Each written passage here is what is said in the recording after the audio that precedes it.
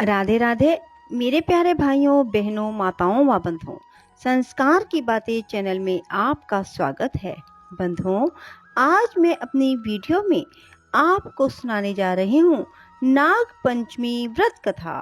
बंधुओं, नाग पंचमी सावन महीने के कृष्ण पक्ष की पंचमी तिथि को भी मनाई जाती है और सावन महीने के शुक्ल पक्ष की पंचमी तिथि को भी मनाई जाती है। बंधुओं, आज मैं आपको सावन मास के कृष्ण पक्ष में आने वाली नाग पंचमी की कथा सुना रही हूँ।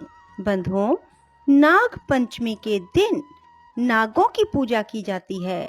नाग पंचमी का पर्व हिंदुओं का एक पवित्र पर्व है। इस दिन संपूर्ण भारतवर्ष के अलग अलग प्रांतों में पारंपरिक तरीकों से अलग अलग स्वरूपों में नाग देवता की पूजा करने का विधान है। बंधुओं, नाग देवता की पूजा करने से मनुष्य को पुण्य की प्राप्ति होती है।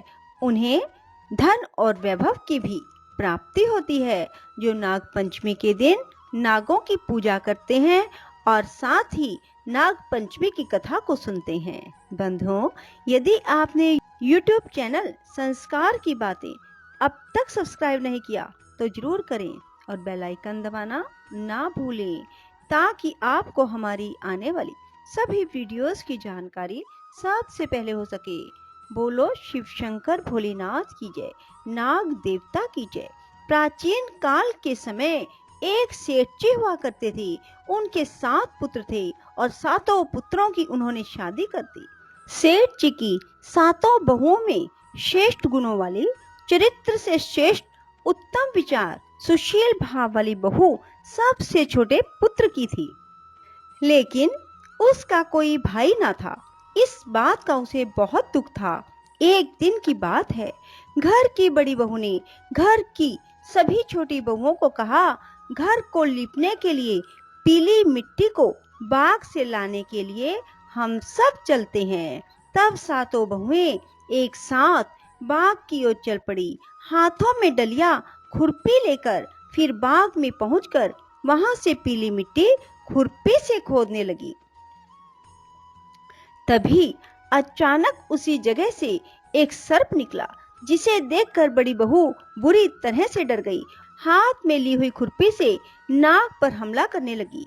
तभी छोटी बहू बीच में आ गई और बोली, इस सर्प को मत मारो, ये बेजुबान है, निरपराध है, इसे छोड़ दो, मत मारो। इसी तरह बड़ी बहू से छोटी बहू ने नाग को बचा लिया और उसके बाद छोटी बहू सर्प के पास बैठ गई और कुछ देर बाद छोटी बहू ने नाग से कहा, आप कहीं मत जाना, मैं आपके लिए दूध लेकर आती हूँ। लेकिन जब वह नाग के लिए दूध लेने घर गई तो घर के कामों में इतनी व्यस्त हो गई कि भूल गई कि किसी को वचन देकर आई है। जब दूसरे दिन सुबह हुई तो याद आया, अरे मैंने तो बाग में नाग से वादा किया था कि कहीं मत जाना, मैं तुम्हारे लिए दूध लेकर आती हूँ। यह बात याद आते ही दौड़ी दौड़ी बाग की ओर गई, जहाँ नाग से वादा करके आई थी। बाग में पहुंचकर देखा, उसी स्थान पर वह नाग वैसे ही बैठा है। तब छोटी बहू ने अपने हाथों को जोड़ते हुए नाग को बोला, नाग भैया प्रणाम। वहां इंतजार में बैठा नाग छोटी बहू के मुख से भैया सुनकर खुश हो गया और क्रोधित होने पर भी उसे बोला, मैं तुझे तेरी गलती के लिए क्षमा करता हूँ, वरना मैं असत्य बोलने वाले को कभी माफ नहीं करता, क्योंकि अब तूने मुझे भैया बोल दिया है, इसलिए मैं तुम्हें क्षमा करता हूँ। तब छोटी बहू ने दोबारा क्षमा मांगते हुए कहा, भैया मुझसे अपराध हो गया है, आप मुझे क्षमा कर दे अपनी बहन को।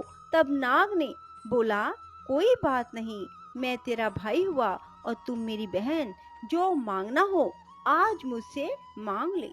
तब छोटी बहू ने बोला, भैया मेरे तो कोई भाई नहीं है, आप मेरे भाई बन गए, मुझे सब कुछ मिल गया, आज मैं बहुत खुश हूँ, आप मेरे भाई बन गए। इस तरह नाग और छोटी बहू भाई बहन बन गए। काफी देर तक बातें हुई भाई बहन के बीच और उसके बाद वह वापस अपने घर लौट गई। कुछ दिन इसी तरह बीत गए। एक दिन अचानक सर्प इंसान का रूप धारण करके सेठ जी के घर पहुंचा और अपनी बहन को पुकारने लगा। तब घर वाले आ गए और उनसे पूछा, आप कौन हो? तब उसने बताया, मैं छोटी बहू का भाई हूँ। मैं बचपन से ही बाहर चला गया था। आप मेरी बहन को मेरे साथ भेज दें। मैं कुछ दिनों के लिए घर ले जाना चाहता हूँ। जब घर वालों को इंसान रूप धारण किए गए नाग की बातों का विश्वास पूर्ण रूप से हो गया, तब सेठ जी ने छोटी बहू को उसके साथ भेज दिया। कुछ दूर तक दोनों साथ चले। फिर नाग ने बताया, बहन, मैं वही नाग हूँ जिसको तुमने भाई बनाया था। तुम मुझसे डरना नहीं, मैं तुम्हारा भाई हूँ। छोटी बहू ने बोला, बहन को भाई से क्या डरना, मेरे भाई हो, आप ही मेरी हर कठिनाइयों से रक्षा करोगे। और इसी तरह दोनों साथ चलते गए और एक गुफा के पास पहुंचे। नाग ने बोला, अंदर चलने में कठिनाई हो, तुम मेरी पूंछ को पकड़ लो। और इसी तरह दोनों अंदर प्रवेश हो गए। गुफा वाले घर में चारों ओर आंखों को चकाचौंध कर देने वाला नजारा था। हर तरफ हीरे जवाहरात फैले हुए थे। नाग ने अपनी बहन को माँ से मिलाया, पूरा घर दिखाया। अगले दिन माँ ने छोटी बहू से बोला, मैं काम से जा रही हूँ, तुम अपने भाई को दूध पिला देना। तब बहन ने बोला, आप जाओ माँ, भैया को मैं दूध पिला दूंगी। छोटी बहू ने ध्यान न दिया और भाई को गर्म दूध पिला दिया, जिसके कारण नाग का मुंह जल गया। जब घर नाग की माँ पहुंची, देखा बेटे का मुंह जल गया, तब बहुत क्रोधित हुई। तब नाग ने देखा माँ क्रोधित हो रही है, तो माँ को समझा बुझा के मनाया और अपनी बहन को बचाया। उसके बाद अपनी बहन को ढेर सारा सोना, चांदी, हीरे जवाहरात दिए और साथ ही में सांप ने अपनी बहन को हीरे मनियों का हार भी दिया। अपनी बहन को उसके ससुराल छोड़ आया। छोटी बहू के घर वाले बहू को देखकर बहुत प्रसन्न हुए, क्योंकि उसे नाग देवता ने बहुत हीरे जवाहरात मनियों जड़ित हार दिया था। यह बात धीरे धीरे रानी के पास पहुंची। तब रानी ने राजा से वह हार लाने को कहा। तब राजा ने अपनी मंत्री को आदेश दिया कि रानी के लिए उस हार को लाओ। महाराज के आदेश का पालन करते हुए मंत्री सेठ जी के घर पहुंचे और सेठ जी से बोला, अपनी बहू का वो हार मुझे दे दो, महारानी इसे पहनेगी, महाराज का हुक्म है। यह सुनकर डर के मारे छोटी बहू से हार लेकर सेठ जी ने मंत्री को दे दिया। यह देखकर छोटी बहू को बहुत दुख हुआ, आंखों में आंसू निकल पड़े। अपने नाग भाई को याद करने लगी और भाई को आने के लिए प्रार्थना करने लगी, भैया आप जल्दी से आएं, रानी से मेरा हार दिलाओ जो आपने मुझे दिया था। बहन की पुकार सुनकर नाग भाई प्रकट हो गया। तब छोटी बहू ने बोला, भैया वो हार जो आपने मुझे दिया था वह राजा ले गए। अब जब रानी उस हार को पहने तो वो सर्प बन जाए, और जब मुझे रानी हार लौटा दे तब वह वापस हीरे मनियों का बन जाए। तब नाग ने बोला, ठीक है बहन। जब रानी ने उस हार को जैसे ही अपने गले में पहना, हार सर्प बन गया। यह देखकर रानी की चीख निकल गई, चिल्लाने लगी, रोने लगी। रानी की आवाज सुनकर राजा रानी के पास आया और नजारा देखकर चकित सा हो गया। तुरंत मंत्री को बुलाया और आदेश दिया कि जल्द से जल्द सेठ की छोटी बहू को यहाँ लेकर आओ।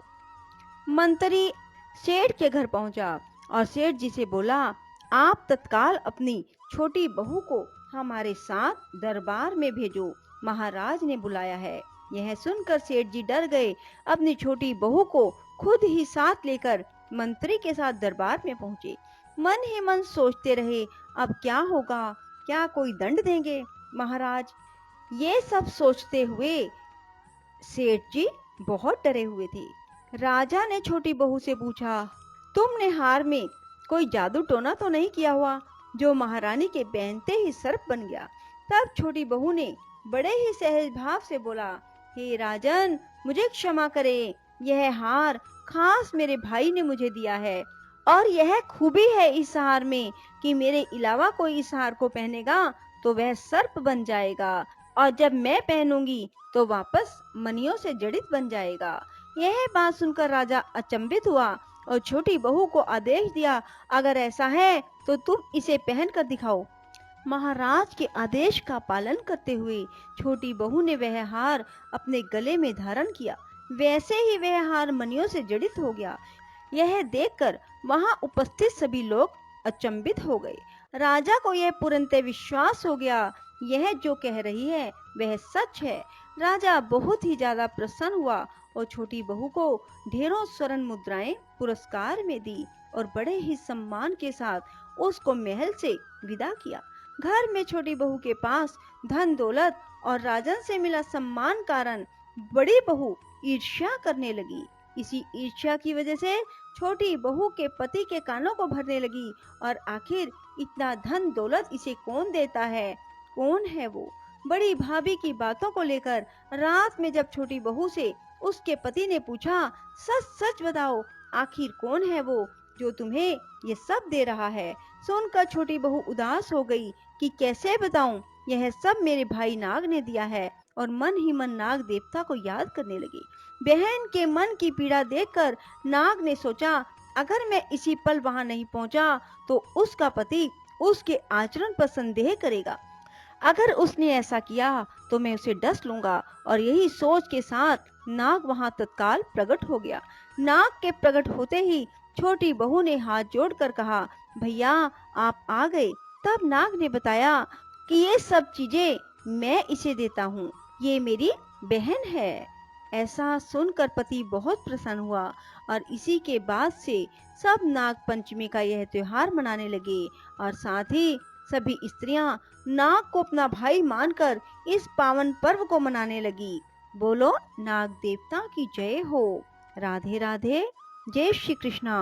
बंधुओं, यदि आपको हमारी वीडियो पसंद आए तो इसे लाइक करने के साथ साथ शेयर अवश्य करें। धन्यवाद।